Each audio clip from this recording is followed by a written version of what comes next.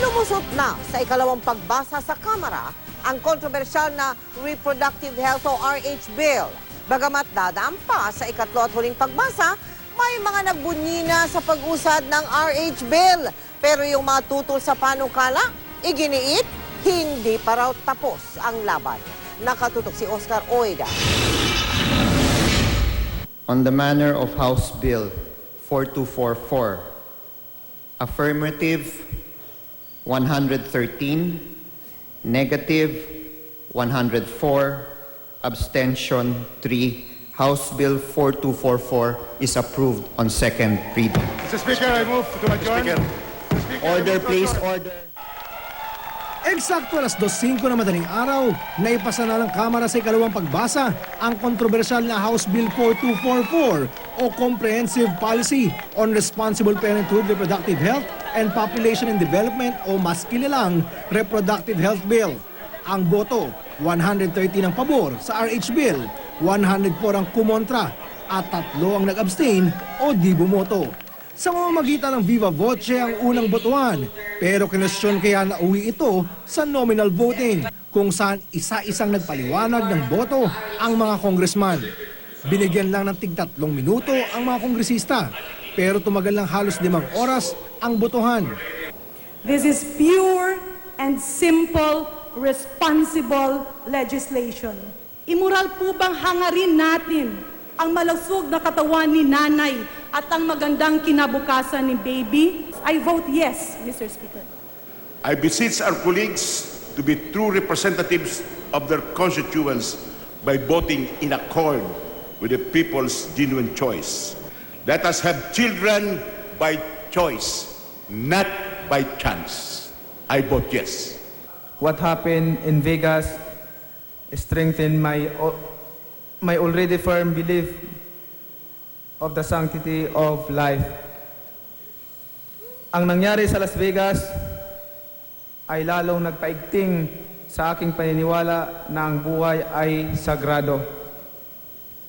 Kung dapat o hindi na ang nilalang ay mabuhay sa mundo o hindi kailangan dapat ilagay sa kamay ng kanyang kapwa-tao. Tanging ang Diyos ang may karapatan dito. Kaya Manny Pacquiao is pro-life. Manny Pacquiao is votes no to House Bill number 4244.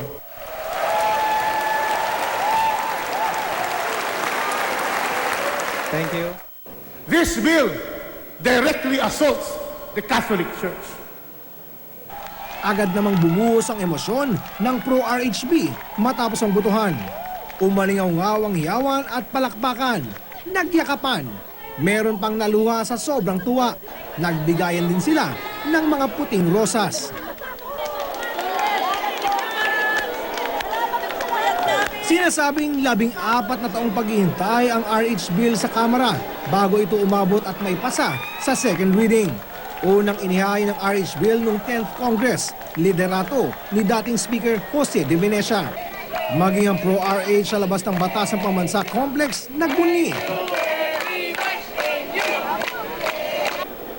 Dismayado naman ang mga anti-RH group sa loob ng plenary hall. Hindi raw konsensya ang ginamit ng mga kongresista ng bumoto, kundi ang kumpas umano ng palasyo. It was the cabinet members who intervened. They were all here. They were all here, yes. Mar Butchabad, Lasierda, Mr. Ricky Carandang. What exactly were they doing? Oh, they were lobbying for a yes vote. Nasa mga voters na yon, basta we'll just give them guidelines. No? Siguro baka isama ko na rin yung pro-RH ang bad quality. Dumating sa batasan kagabi si DILG Secretary Mar Rojas. Ayon sa palasyo, dumating si Rojas at ilang taga-LP bilang moral support daw sa mga kaalyado nila na nakakaranas daw ng pressure mula sa ibang grupo. Pangunahing layunin ng RH Bill, mabigyan ng akses sa mga Pilipino, lalo na ang mga kababaihan sa iba't ibang paraan ng pagpaplano ng kanilang pamilya. Pero tinututulan ito ng simbahang Katoliko dahil labag daw ito sa turo ng simbahan.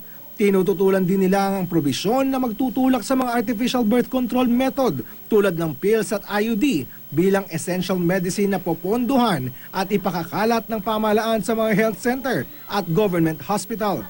Gayunman, umaasa ang simbahang Katoliko na sa botohan para sa third reading ay magbabago ang boto pabor sa mga kontra sa RH Bill. Huwag silang mag-isip na natapos ngayong gabing ito. Gawin nilang batas yan, hindi mananahimik ang simbahan, lalo lamang iigting ang aming pahikibaka sapagkat hindi ito ang kalooban ng Diyos. Sa susunod na linggo, inaasahang bobotohan na sa ikatlo at pinal na pagbasa ang RH Bill. Oscar Oy na nakatutok, 24 oras.